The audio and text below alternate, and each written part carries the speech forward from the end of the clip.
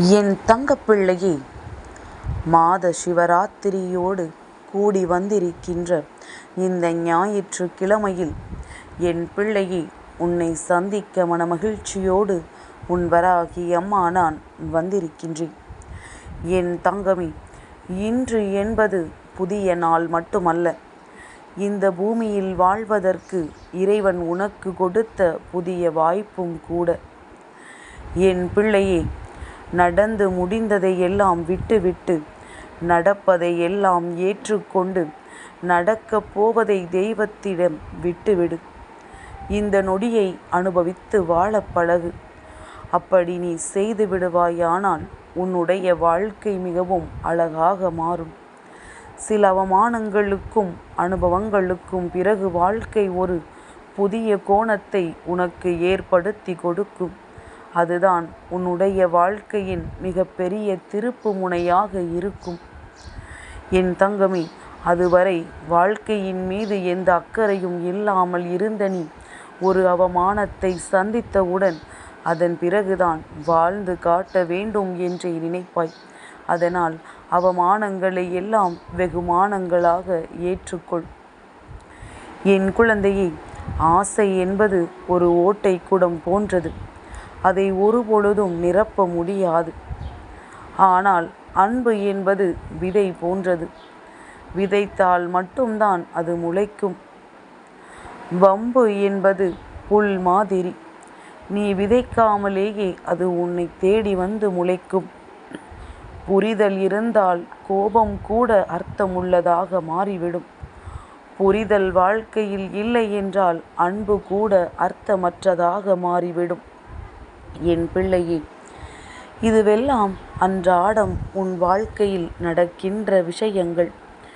இதையெல்லாம் சரியாக உன் வாழ்க்கையோடு ஒப்பிட்டு நீ புரிந்து கொண்டு வாழத் தொடங்கினால் என்றுமே உனக்கு கஷ்டங்கள் இருக்காது. என் தங்கமே, ஒரு விஷயத்தை எப்பொழுதுமே நீ மனதிற்குள் நினைவில் வைத்துக்கொள். இந்த உலகமே உன்னை உடைத்து சிதறடித்தாலும் உன்னை நீயே செதுக்குகின்ற சிற்பியாக எப்பொழுதும் இருக்க வேண்டும்.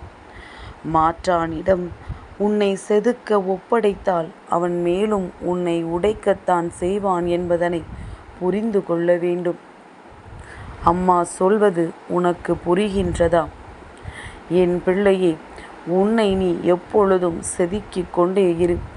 இன்னொருவனிடத்தில் உதவி என்று கேட்டு நின்றால் அவன் இன்னும் அதிகமாக உன்னை உடைத்துவிடக்கூடும் என்பதனை என்னாலும் தெளிவாக புரிந்து கொள்ள வேண்டும். எவன் ஒருவன் உன்னை அதிகமாக விமர்சனங்கள் செய்கின்றானோ அவன் உன்னை கண்டு பயப்படுகின்றான் அல்லது உன்னை கண்டு பொறாமைப்படுகின்றான் என்பதுதான் உண்மை. என் தங்கமே, தன்னுடைய செயலும் தன்னுடைய வார்த்தைகளும் மட்டும்தான் சரி என்று எவன் ஒருவன் வாதாடி கொண்டிருக்கின்றானோ அவனுக்கு நடுவில் நிச்சயமாக என் குழந்தை நீ அமைதியாக மட்டும்தான் இருக்க வேண்டும். நீ எவ்வாறு பேச கற்றுக்கொண்டாயோ அதுபோல மௌனமாக இருக்கவும் சில இடங்களில் கற்றுக்கொள்ள வேண்டும். பேச்சு உனக்கு வழிகாட்டலாம். ஆனால் நிறைய சந்தர்ப்பங்களில் மௌனம் உன்னை மற்றவர்களிடத்தில் இருந்து பாதுகாக்கும். மௌனம் சிலருக்கு கோபத்தினுடைய வெளிப்பாடு. சிலருக்கு இந்த மௌனம் ஒரு நிரந்தரமான சுதந்திரம். உன்னை தவிர வேறு யாரும் உனக்கு அமைதியை தந்துவிட முடியாது. அதனால் உனக்கான அமைதியை வெளியில் எங்கும் தேடாமல் உனக்குள் இருப்பதையே நீ சரியானதாக பயன்படுத்தி கொள்ள வேண்டும். என் குழந்தையே, சிரித்து கொண்டே வாழ பழகினால் துயரங்கள் எல்லாம் உன்னை நெருங்குவதற்கு பயப்படும். நீ சிந்தித்து எப்பொழுதுமே வாழ பழக வேண்டும். அப்படி வாழத் தொடங்கினால் பொய்கள் உன்னை நெருங்குவதற்கு பயப்படும். என்னதான் பொய்கள் சொன்னாலும் இவர்கள் சிந்தனையின் மூலமாக அதை கண்டுபிடித்து விடுவார்கள் என்ற பயம் மற்றவர்களுக்கு இருக்கும். வாழ்க்கையில் என்ன நடந்தாலும் அதனை ஏற்றுக்கொள்வதற்கு பழக வேண்டும். அப்படி நீ செய்யும் பொழுது வாழ்க்கை உனக்கு இன்னமும் அழகாக மாறிவிடும். என் பிள்ளையை, அமைதியாக இரு. ஏனென்றால் இங்கு எதுவுமே நிரந்தரம் கிடையாது. என் பிள்ளையே, தனியாக இரு. ஏனென்றால் எல்லோருமே உன்னோடு கடைசி வரை வரப்போவது கிடையாது. என் குழந்தையே, உன்னுடைய சோகத்தை எப்பொழுதுமே மறைத்து வை. ஏனென்றால் இங்கே உனக்காக யாரும் கவலைப்பட போவது கிடையாது. சந்தோஷம் வேண்டுமானால் அதிகமாக அடைவார்கள். உன்னுடைய நேரம் ஒவ்வொரு நொடிக்கும் நீ முக்கியத்துவம் கொடுக்க வேண்டும். ஏனென்றால் சென்று விட்டால் அது மீண்டும் உனக்கு எப்படிப்பட்ட சூழ்நிலையிலும் திரும்ப கிடைக்கப் போவதே கிடையாது. அதனால் என் பிள்ளை, உனக்கு கிடைத்திருக்கின்ற ஒவ்வொரு மணித்துளிகளையும் நீ அனுபவித்து அதனை வாழ்க்கையில் பயன்படுத்த வேண்டும். என் குழந்தையே, தனிப்பட்டவராக எப்பொழுதும் இருக்க பழக வேண்டும். உன்னில் சிறந்ததை யாரும் விரும்ப மாட்டார்கள் என்பதனை புரிந்து கொண்டால் உன் மீது உனக்கே நிச்சயமாக அன்பு வரும். என் பிள்ளையே, எல்லா பிரச்சனைகளுக்கும் தீர்வு என்ற ஒன்று இருக்கின்றது. உனக்கான தீர்வு என்ன தெரியுமா? எப்பேற்பட்ட கஷ்டங்கள் நடந்தாலும் சரி, எப்பேற்பட்ட சந்தோஷங்கள் நடந்தாலும் சரி, அவை எல்லாவற்றையும் வாழ்க்கையில் ஏற்றுக்கொள்ள வேண்டும். ஏற்றுக்கொள்ள முடியவில்லை என்றால் நீ உன்னை மாற்றிக்கொள்ள வேண்டும். மாற்றியும் கொள்ள முடியவில்லை, சில விஷயங்களை ஏற்றும் கொள்ள முடியவில்லை என்றால் என் பிள்ளை, அந்த விஷயத்தை அப்படியே நீ விட்டுவிட்டு அடுத்ததை நோக்கி பயணிக்க வேண்டும்.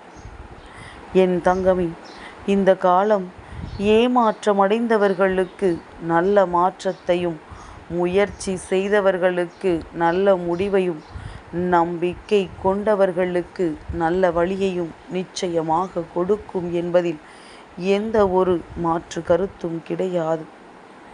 என் பிள்ளை, உன்னை பற்றி இல்லாததை இருப்பதாக அவதூறு கூறியவனும், நீ இல்லாத நேரம் உன்னை பற்றி தவறாக புறம் பேசி திரிந்தவனும் அதற்குரிய கூலியை வெகு சீக்கிரமாகவே அனுபவிப்பார்கள்.